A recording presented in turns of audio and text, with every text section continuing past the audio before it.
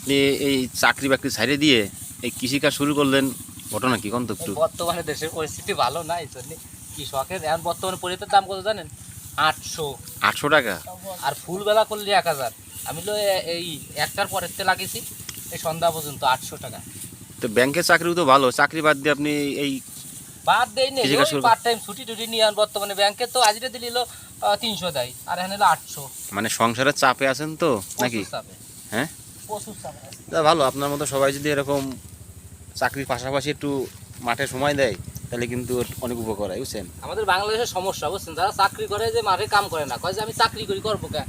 এই জন্যই সমস্যা। যদি সবাই কাজ করতো তাহলে আর আমাদের বাইরের দেশের কাছে পাতা লিখতো না।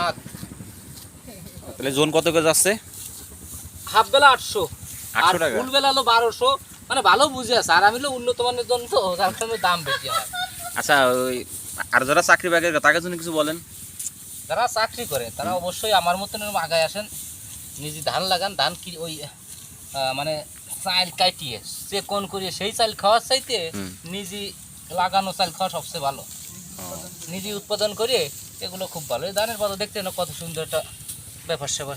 না, কাল দেখে মনে হচ্ছে যে আপনার অভিজ্ঞতা আছে আগে থেকে। হ্যাঁ, আরে আমার বাপ কৃষক, আমি কৃষক, আমার 14 গোষ্ঠী কৃষক। ও, 2 দিন হয়তো চাকরি করি, এখন তো যাক ভালো, কৃষক বলে যাওয়া যাচ্ছে না, বুঝেছেন? একটা ভালো কাজ।